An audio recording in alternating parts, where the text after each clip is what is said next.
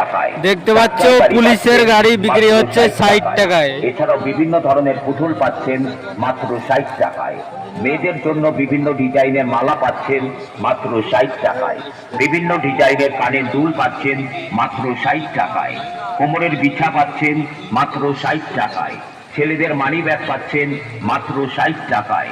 বিভিন্ন ডিজাইনের সিটি গোল্ডের কানের দুল পাচ্ছেন মাত্র। পুলিশের গাড়ি বিক্রি হচ্ছে 60 টাকায়, নিয়ে যাও, পয়সা কামাবা দাও।